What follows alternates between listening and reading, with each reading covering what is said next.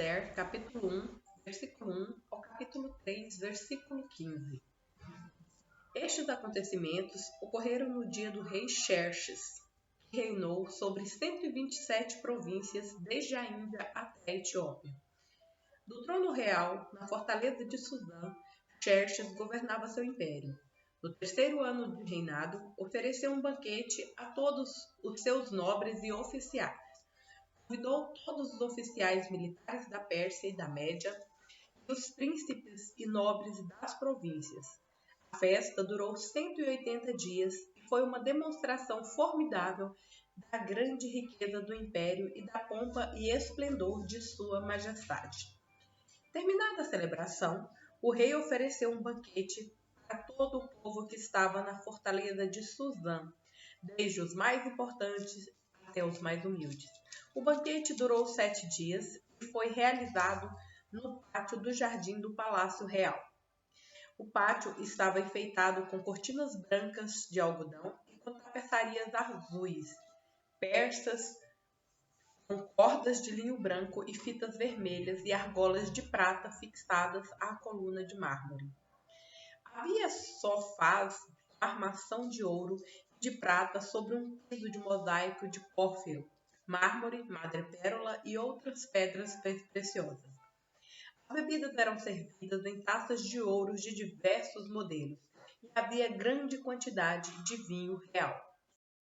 Para mostrar a generosidade do rei, por ordem do rei, podia-se beber à vontade, pois ele havia instruído os oficiais de seu palácio a servirem quanto vinho cada convidado quisesse. Na mesma ocasião, a rainha Vasti ofereceu um banquete para as mulheres no palácio do rei Xerxes. No 7º dia da festa, quando o rei Xerxes estava muito alegre por causa do vinho, ordenou aos 7 eunucos que o serviam: Meumã, Biztá, Arbona, Bigtá, Abagta, Zetar e Carcas, que lhe trouxesse a rainha Vasti, usando a coroa real. Ele queria que os nobres e os demais convidados contemplassem a sua beleza, pois era uma mulher muito bonita. Mas, quando transmitiram a ordem do rei à rainha Vasti, ela se recusou a ir. O rei ficou furioso e indignado. Então o rei consultou seus sábios, que entendiam das leis e dos costumes dos persas e aos quais ele sempre pedia conselhos. Seus nomes eram Carcena, Setar, Admata, Tarsis, Meres, Mardena e Memucã, 7 nobres da Pérsia e da Média. Tinham acesso direto ao rei e ocupavam os cargos mais altos do império. O que se deve fazer com a rainha Vasti? Perguntou o rei. De acordo com a lei, qual é o castigo para uma rainha que se recusa a obedecer às ordens do rei transmitidas pelos eunucos? Memucã respondeu ao rei e aos nobres: A rainha Vasti ofendeu não somente o rei, mas todos os nobres e cidadãos da província do império. Mulheres de toda parte começaram a desprezar o marido quando souberem que a rainha Vasti se recusou a comparecer diante do rei. Antes de terminar este dia, as esposas dos nobres do rei em toda a Pérsia e Média saberão o que a rainha fez e começaram a tratar o marido da mesma forma. Haverá grande desprezo e indignação sem fim.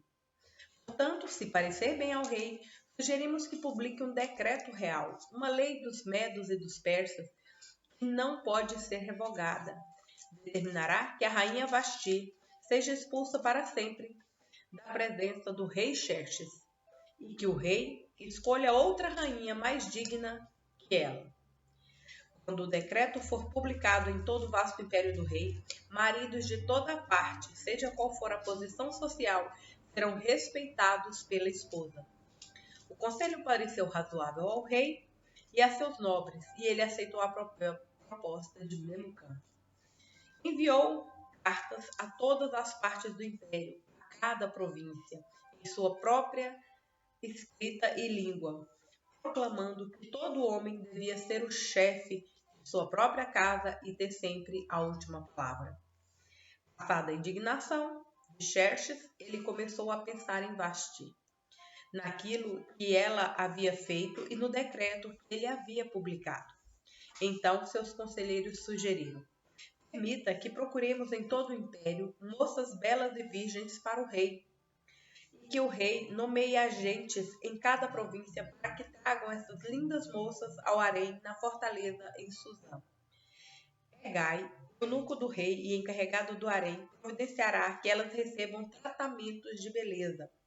Depois disso, a moça que mais agradar o rei se tornará rainha em lugar de Vasti.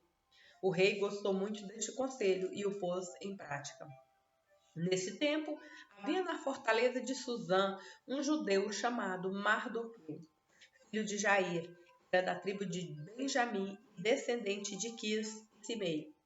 Sua família estava entre aqueles que, com Joaquim, rei de Judá, tinham sido deportados de Jerusalém para a Babilônia pelo rei Nabucodonosor. Mardoqueu tinha uma prima jovem, muito bonita e atraente, chamada Hadassa, também conhecida como Esther.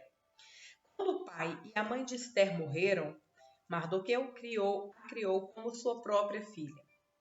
Como resultado do decreto do rei, Esther e muitas outras moças foram trazidos ao palácio real, na fortaleza de Suzã, e colocadas sob os cuidados de Hegai, o encarregado do harém.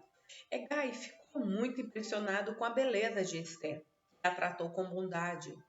Sem demora, providenciou que ela recebesse comida especial e tratamentos de beleza. Também lhe designou 7 moças escolhidas do palácio real e a transferiu com as jovens para o melhor lugar do harém. Mardoqueu havia instruído Esther a não revelar a ninguém sua nacionalidade nem a origem de sua família. Todos os dias, Mardoqueu caminhava perto do pátio do harém para saber notícias de Esther e descobrir o que estava acontecendo.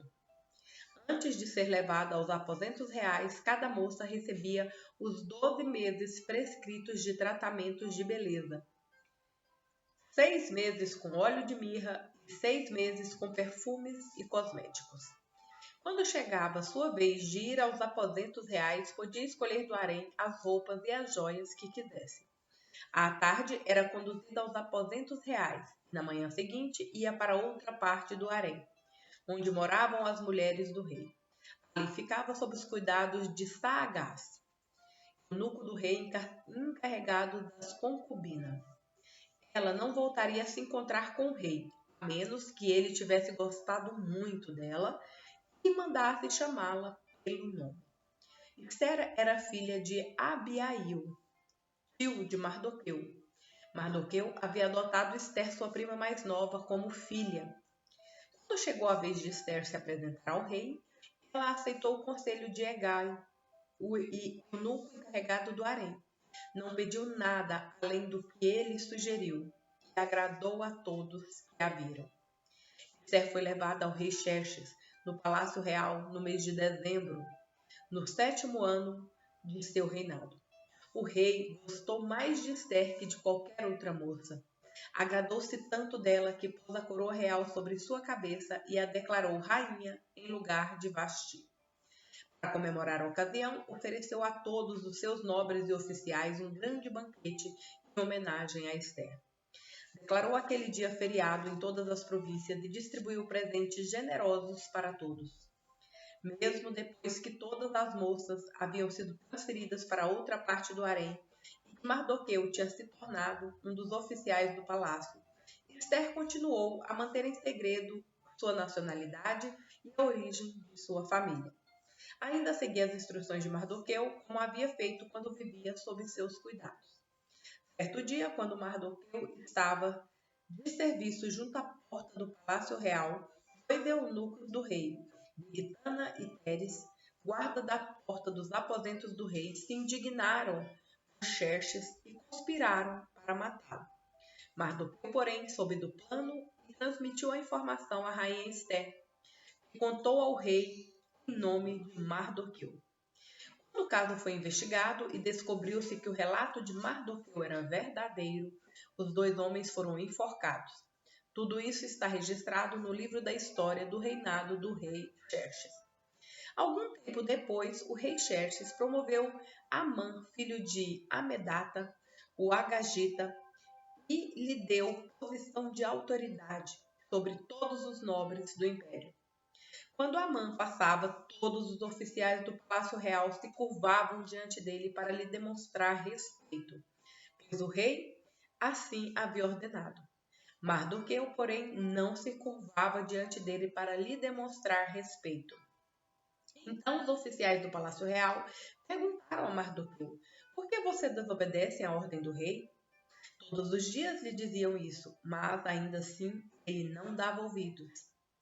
Então contaram tudo a Amã, para ver se ele iria tolerar a conduta de Mardoqueu, pois Mardoqueu lhes tinha dito que era judeu.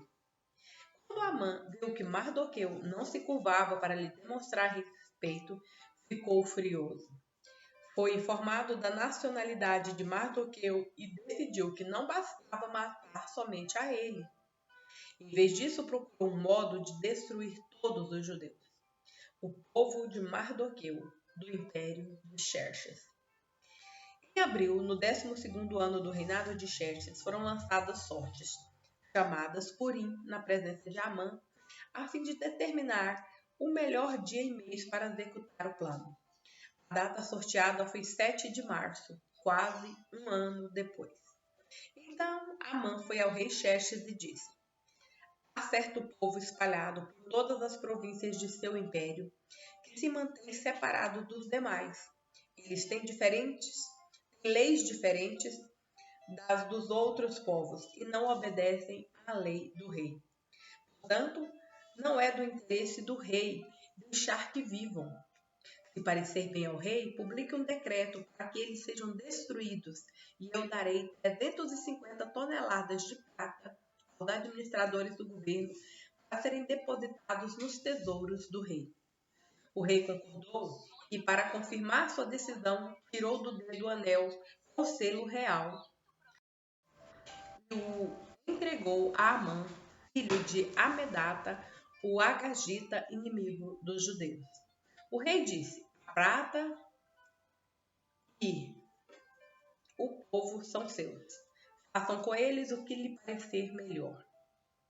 Assim, no dia 17 de abril, os secretários do rei foram convocados e um decreto foi redigido exatamente da forma como Amã ditou. Em seguida, foi enviados aos mais altos oficiais do rei, aos governadores das respectivas províncias e aos nobres de cada província em sua própria escrita e língua.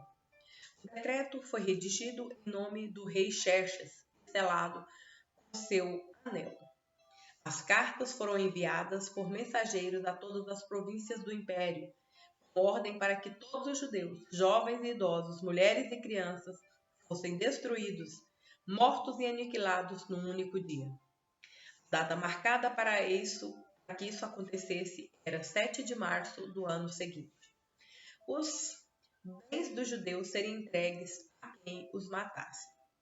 Uma cópia do decreto devia ser publicada como lei em cada província e proclamada a todos os povos, a fim de que estivessem preparados para cumprir seu dever na data marcada. Por ordem do rei, o decreto foi rapidamente enviado por mensageiros e também foi proclamado na fortaleza de Suzã. Então o rei e Amã se sentaram para beber, enquanto a confusão se espalhava pela cidade de Suzã. 1 Coríntios, capítulo 11, versículos 17 ao 34. Nas instruções a seguir, porém, não posso elogiá-los, pois quando vocês se reúnem, fazem mais mal que bem. Primeiro, ouço que há divisões quando vocês se reúnem como igreja e até certo ponto eu creio. Suponho que seja necessário haver divisões entre vocês para que se reconheçam os que são aprovados. Quando vocês se reúnem, não estão interessados de fato na ceia do Senhor. Alguns de vocês se apressam em comer a própria refeição. Como resultado, alguns passam fome, enquanto outros ficam embriagados. Será que vocês não têm casa onde comer e beber? Ou querem mesmo envergonhar a igreja de Deus e humilhar os pobres? Que devo dizer? Querem que eu os elogie? Certamente não os elogiarei por isso, pois eu lhes transmiti aquilo que recebi do Senhor. Na noite em que o Senhor Jesus foi traído, ele tomou o pão, agradeceu a Deus, partindo-o e disse: Este é o meu corpo, que é entregue por vocês. Façam isto em memória de mim.